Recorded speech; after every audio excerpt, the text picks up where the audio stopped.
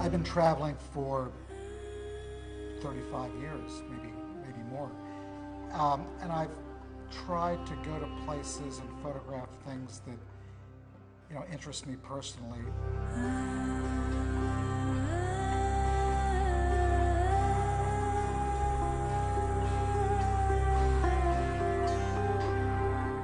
I've worked in Lebanon and India, Cambodia, and Tibet.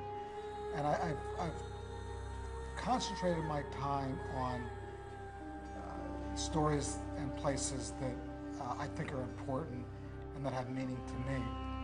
I've done very little, I've done very few assignments that I didn't feel actually connected to or passionate about.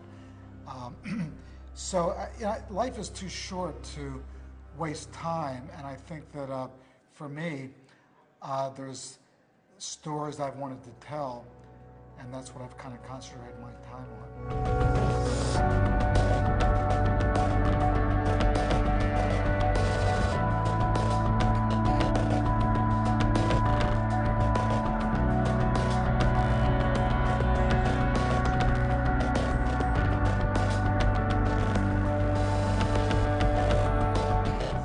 Colors of Asia are unmatched in the world. They're really an extraordinary color palette, particularly in India, where color is a vital part of not only the way of life, but also their religion.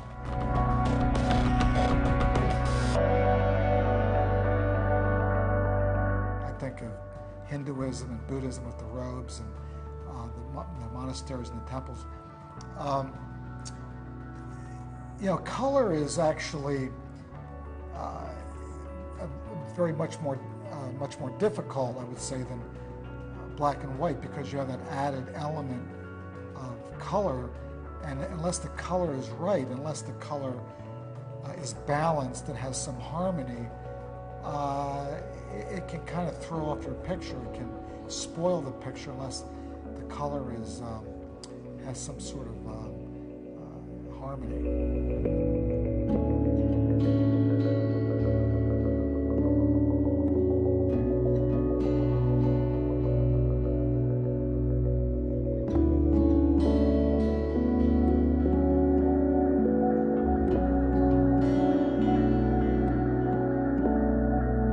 I'm not sure that you need a lot of time to take a great portrait. I don't think there's a correlation between the amount of time you spend with a subject and the quality of the photograph, the portrait.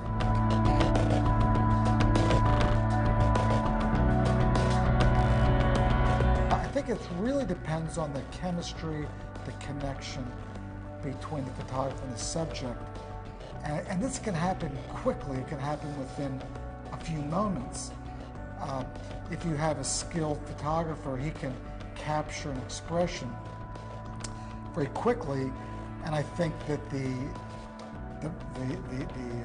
interest and the passion comes through very quickly with the photographer and the subject. This sort of chemistry, this connection.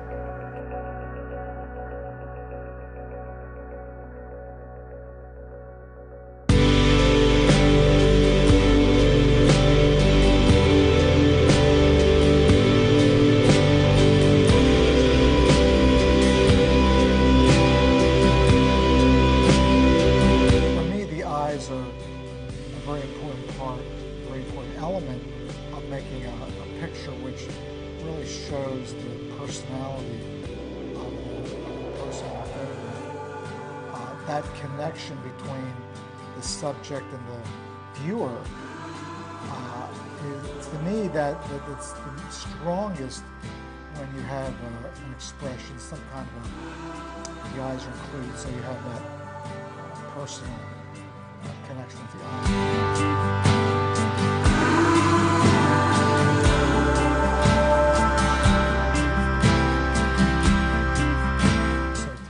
I can't imagine making a portrait without some kind of eye connection.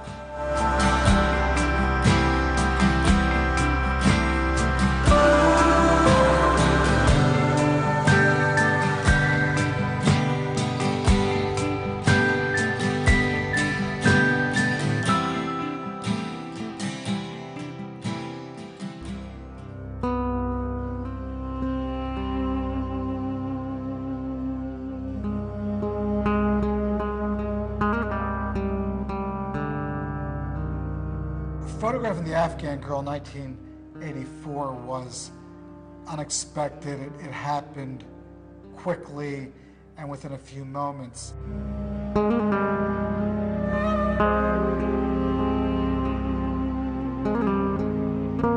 I was very fortunate that this picture was in focus, the light was right, the background was right.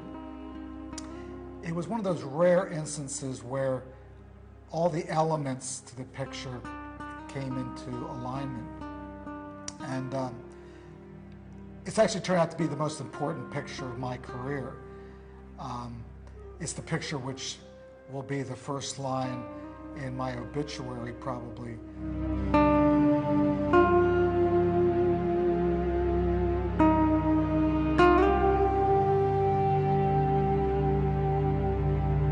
But the best part of the story is that after 17 years, we were able to find her and actually give back to her and help her and make her life better. So, you know, it's become kind of a win-win situation. I've benefited from the picture enormously, and we've been able to make her life better.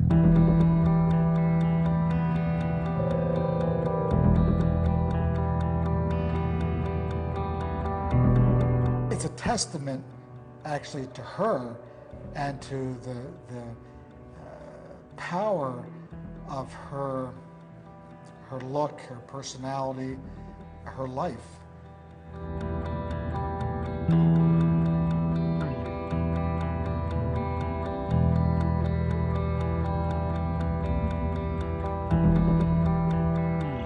The first encounter with the Afghan girl was in a refugee camp outside of Peshawar in Pakistan.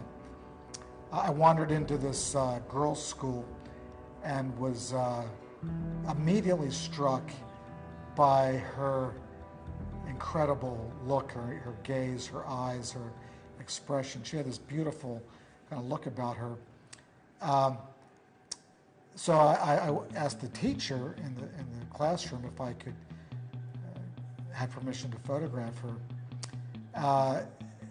And I only had maybe 2 minutes with her, but within that 2 minutes we had this really strong connection, because for me, I saw this incredible look in this these eyes which told this amazing story, and for her, it was actually the first time she'd ever been photographed, and I was the first foreigner she had ever seen. So I guess she was a bit curious about me, and so we had this instant chemistry and connection, and this amazing picture result.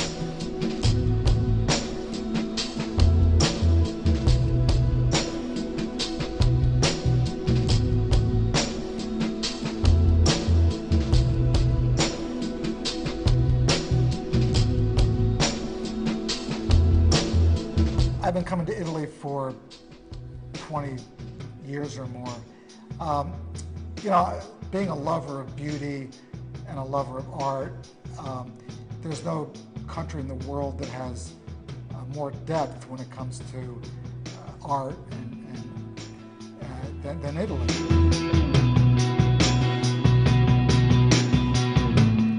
You know, I've heard a statistic that perhaps 40% of the world's art is here in Italy. And when I think of Italy, I think of style and flair and a country that really appreciates beauty and art. When I look around Rome or any Italian village or town, there's always a striving for a connection to the past and to some kind of art. So to me, Italy is a great source of inspiration because of its history, its culture, its heritage that goes back thousands of years.